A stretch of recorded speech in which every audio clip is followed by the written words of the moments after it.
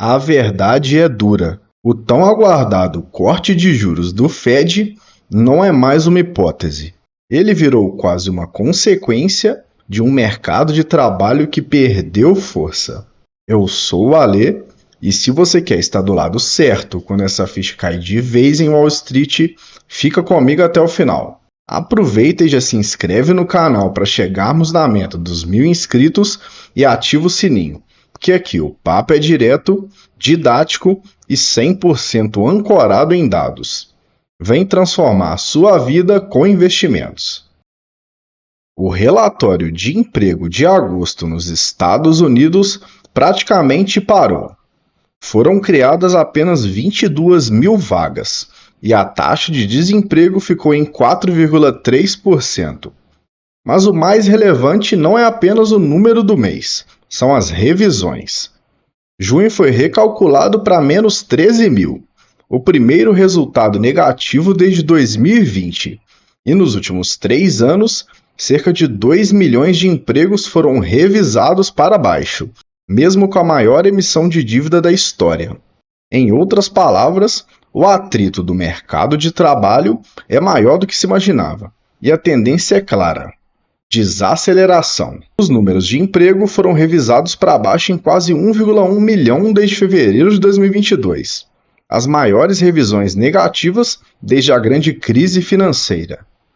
O que parecia uma economia resiliente se revela mais frágil, com menos capacidade de sustentar crescimento e consumo. Isso altera completamente o cenário de risco e oportunidades para investidores. Quando o mercado de trabalho dá sinais de fraqueza, a precificação dos juros reage imediatamente. Hoje, os contratos futuros já precificam pelo menos um corte de 25 pontos base na reunião do Fed em 17 de setembro.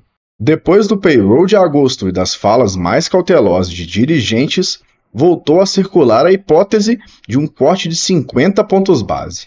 O Morgan Stanley e o Deutsche Bank avaliam que o relatório de empregos não é forte o suficiente para justificar uma redução tão grande em setembro, mas reconhecem que ele pode abrir caminho para cortes consecutivos nas próximas reuniões.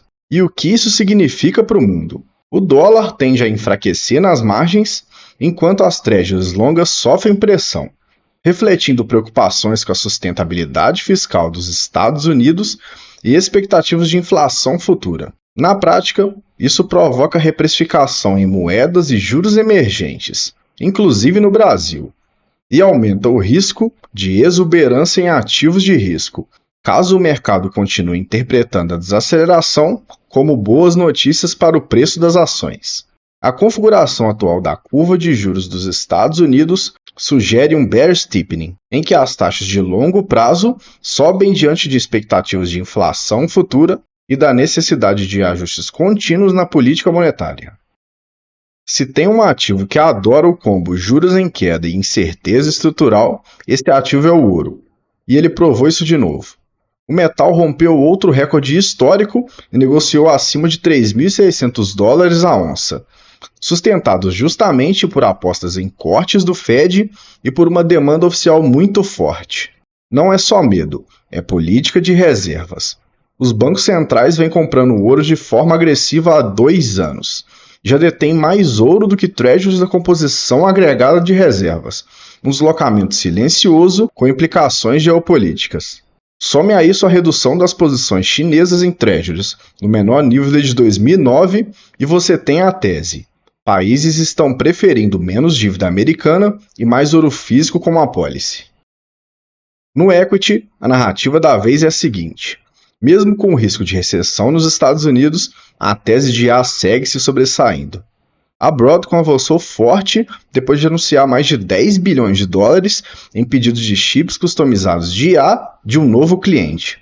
O mercado especula que seja a OpenAI e projetou a aceleração de receita de IA em 2026. Enquanto isso, a Nvidia, que havia se tornado a primeira empresa do mundo a tocar 4 trilhões de dólares em valor de mercado, passou por uma correção expressiva desde agosto. A perda chegou a quase 470 bilhões de dólares de valor de mercado no período. O recado do preço é claro: O investidor está disposto a rotacionar dentro da própria corrida de IA, para nomes que capturem o CAPEX em infraestrutura com mais previsibilidade de contrato. E chips sob medida são exatamente isso. A minha visão é que essa rotação não invalida a liderança da NVIDIA. Ela só precifica melhor as margens, a concorrência e o timing de monetização do ecossistema.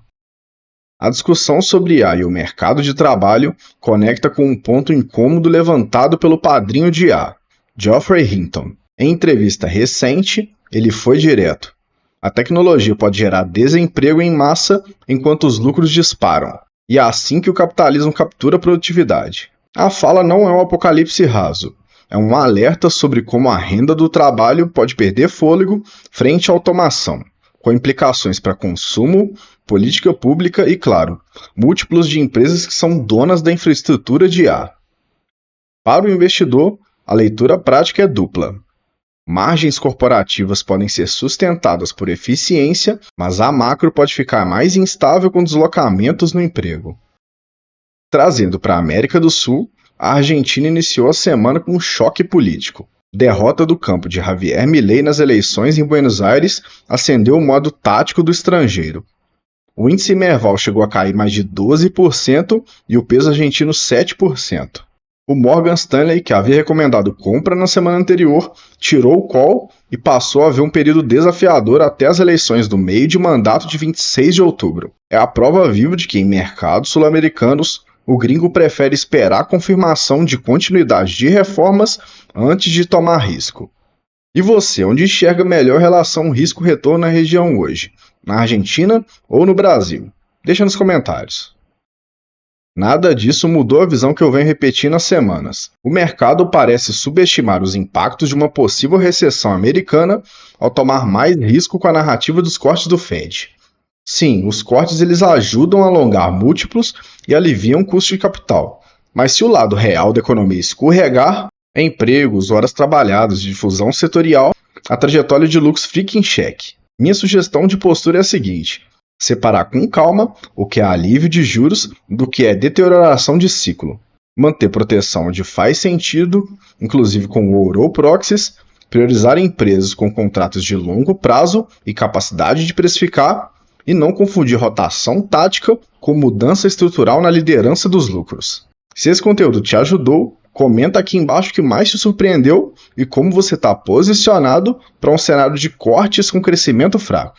E claro, se inscreve no canal para chegarmos na meta de 1000 inscritos, deixa o like e compartilha com quem precisa ouvir uma análise sem ruído. Até o próximo vídeo e bons investimentos!